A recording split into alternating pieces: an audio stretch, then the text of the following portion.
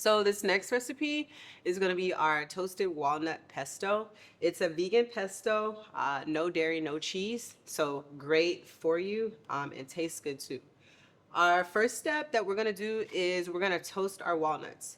So we put a skillet on the burner and we turn it to medium high, and we're going to toast it just to release those oils and the fragrant chemicals that are in the walnuts, to give it a depth to our pesto.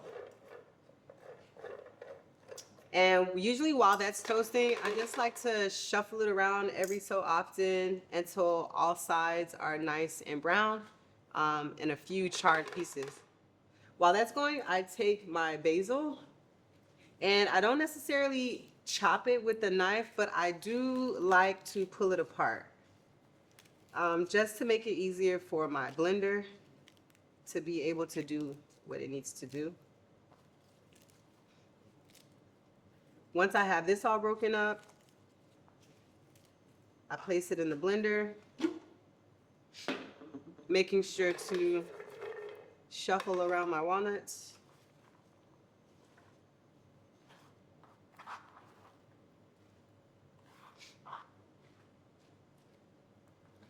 As an added bonus, I like to, once it's getting towards the end of the toasting and they're all getting nice and brown, you see those brown charred pieces on there?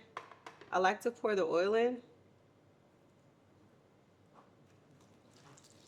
just to give it more flavor as well.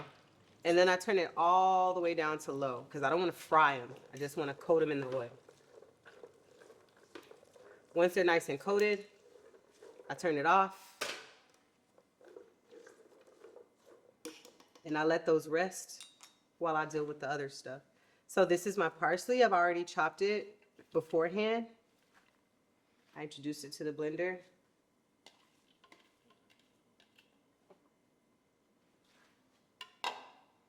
Go ahead and I grab my garlic. You don't have to take the skin off. Like we said before, there's nutrients in the skin and it's going to be blended up anyway. So I go ahead and I add that to it. My nutritional yeast. This brings a really nutty flavor to the dish. So I go ahead and I shake that in there. I'm a huge fan. I used to be obsessed with cheese, and nutritional yeast has like that cheesy flavor. So I'm really a fan. I like to use it whenever possible. It has a strong umami profile too. Now that my walnuts are all toasted up and my oil is good to go, I'm going to introduce it. And remember, this isn't steaming hot. This is just warm. I just put the oil in there. I put this on top and I pulse it. There we go.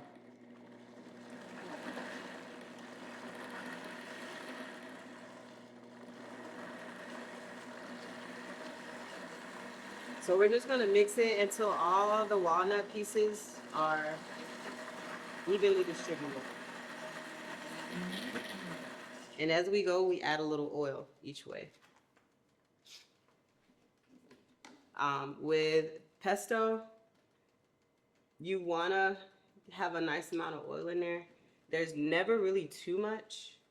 It's not gonna hurt it.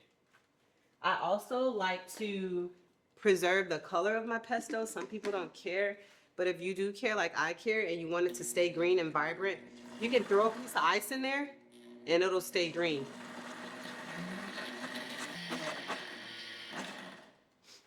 All right, let's see. So this is about the consistency that you wanted. It's still really nice and thick, and it's about where we need it to be. So once it gets like this, like I said, if you want it to be a little bit thinner and you want it to stay nice and green and vibrant, if you're not using it right away, you can drop an ice cube in there. But I like it just as it is. I like to spread it on my pizza, stuff like that, so it should be a little bit thicker. We'll use this bowl and I'll pour it out and show you guys.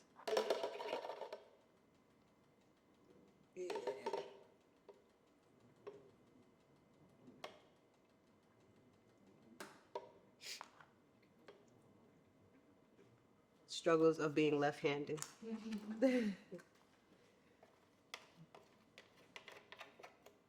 All right.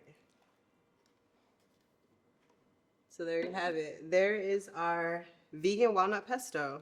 And now what I do is once I get to this part, I add my salt, I add my pepper, I add my seasoning because it's already, I already know how much oil is going to be in there, all that stuff. So I'll just come in here and I'll add a little salt to taste.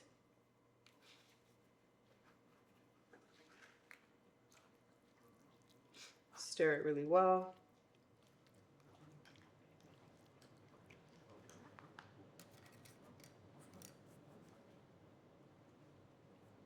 It's perfect. Awesome. And that's it. Vegan pesto.